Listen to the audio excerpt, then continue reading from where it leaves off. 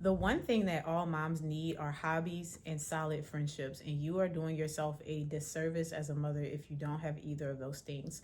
So, something that I've been talking about recently, and something that a lot of women have been admitting to struggling with, is this concept of mom rage. One of the books that we read recently, there's a video posted on it. It's called Mom Rage: the modern crisis, the crisis of modern motherhood. And in this book, the author Mina Dubin talks about all of these different things that contribute to the rage that moms experience. And one of the things that has been a recurring theme in our conversations, even in some of the other books that we've read, one of them being The Manager Mom Epidemic, one of them being The Happiness Project, which is not directly about parenting, but still contributes to that. And then even a little bit, Let Them Be Kids talks about this idea of not stressing yourself out about your kids. But one of the things that I notice primarily that women struggle with is when we get into the role of motherhood, when we get into the role of being somebody's wife, we tend to lose ourselves and we blame everybody else, but really it's us. Yes, having the responsibility of being a mother and a wife may make it more difficult for you to be able to prioritize yourself in that way, but whose fault is it when we don't advocate for ourselves? It's still our fault, right? It's still our problem. And I'm not saying that it's not going to be something that your family is going to have to adjust to, but putting your hobbies, your friendships, your needs on the back burner to continually service other people is doing a disservice to everybody, because that's where the rage starts to build up. You are not allowing yourself to be human. You're shaming yourself for not always being there, for not always showing up, for not always being Mrs. Perfect for your family. And that's not doing you any good either. And then if you are not allowing yourself the space to still participate in your hobbies, even if it's like coloring in your room, right? Like even if it's just you taking time to yourself to do certain things. Like I had been telling y'all about these little miniatures that I do. I finished one of them and I'm about to work on this one. And you just build these things with your two little hands. You get you some glue and you vibe out. It takes a while, but it's something that I can do that kind of pulls me away, because hobbies don't have to just be going out to get a drink. It doesn't have to be going out to dinner. If that's what you like, that's great. It doesn't have to be going out to watch a movie. Sometimes it's just doing something alone. Sometimes it's just going for a walk. Sometimes it's reserving space for yourself to get up early enough so that you can have that time just for you, to not have other people talking to you, to not be rushed through your day.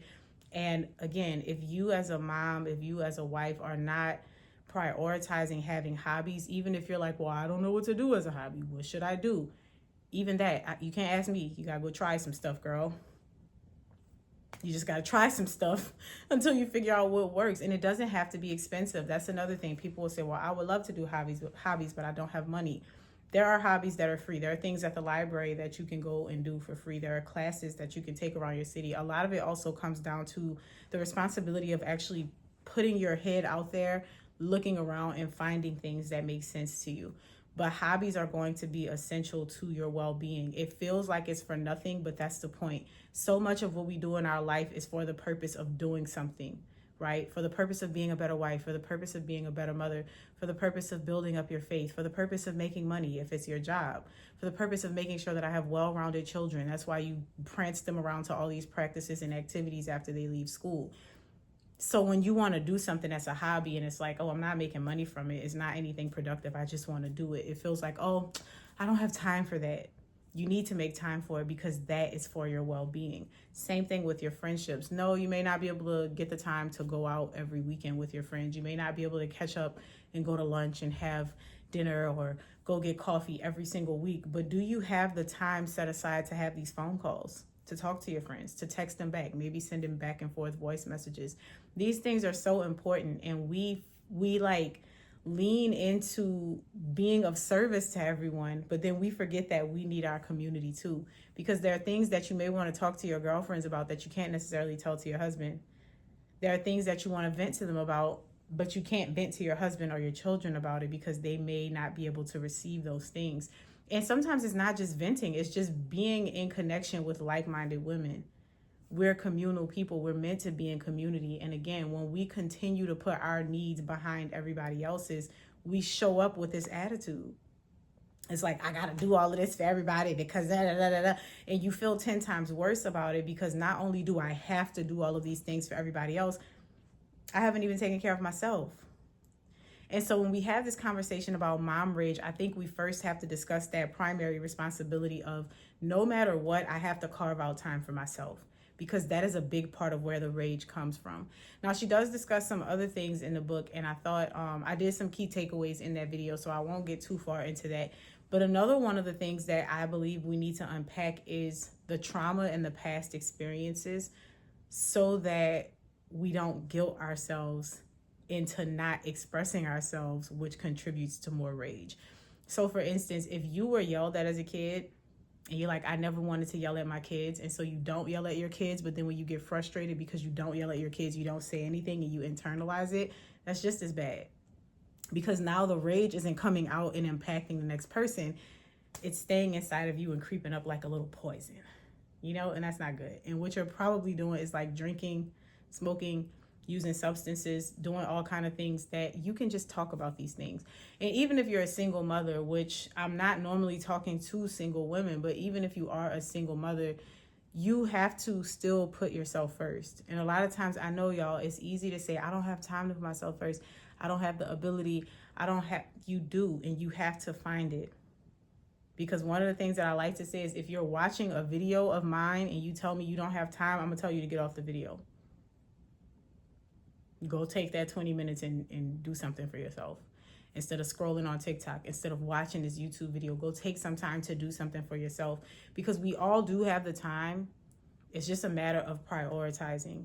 And now I'm not going to sit here and say everybody has the same amount of time, because everybody does not have the same amount of time as far as what is available. Because again, you as a single mother, you don't have that time split amongst another parent to say, hey, I'm going to do this, you go do this. You're going to be doing everything by yourself. But what I'm saying is, there is going to be some pocket of your day where you can choose to do this thing, or you can choose to do this thing. And whatever choice you make is where your time is going to go. So if you're struggling with, I don't have the time, you got to start revisiting where your time is going. Look at your screen time. You probably do have the time. You'd be surprised how much stuff you do in passing when you're on your phone. When you're in life, like how much scrolling and how much looking at your phone you do in passing. Somebody asked me how I read so many books, and I posted a funny video, but it was the truth. A very short video of me sitting in a carpool line with my book. I have finished entire books exclusively with the 10, 15, 20 minutes here and there sitting in a carpool line. 10, 15, 20 minutes here and there sitting doing anything. I'm going to bring a book with me. I don't care where I'm going, because I know throughout my day there's going to be some unexpected period of time where I'm just waiting. And what most of us do is, in that time that we're just waiting, we're on the phone. We're just scrolling. We're wasting our time. Not even doing anything meaningful, because if I asked you to tell me 10, 15 videos that you watched today, you probably wouldn't remember. That's how insignificant it is. Even if you reposted them, even if they moved you some type of way, if you're not getting off the app and indulging in those ideas and expressing them in a way that is like, oh, I want to elaborate on this. Let me do a journal entry. Let me make a little voice memo. Let me take notes. Most of us are not doing that. So you're just passively consuming things. Even if you're like, oh, this is so good, you won't remember it later. That time can be more productively spent doing something else. And this is not to police your time. If you enjoy the TikToks, but I don't want to hear you complaining about how you don't have time for a hobby. You got to pick a struggle. And so I'm not here to sink you deeper into coddling yourself. I'm actually here to give you some suggestions to pull yourself out of that, right? So if you are a mom, and I got this quite a few times. That's why I didn't read the exact letter.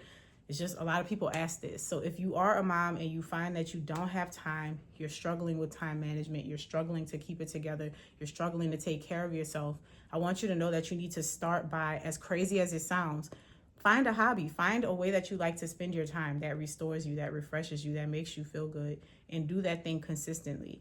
Even if it's a different thing every week, maybe you're hobby hopping until you find something that you like, but make that a non-negotiable. Take time for yourself. If you got to go get your coffee from the little place, go get your coffee from the little place. If you have to have 20 minutes in the morning by yourself, prioritize getting up. It's going to be those little things. When I tell y'all my life started changing, when I started making little habits of doing the little things that are important to me and not letting my day go by without doing those little things, because it feels like, oh, that's not that serious. But taking your walk, having your water in the morning, having your quiet time in the morning, that can shift your entire day.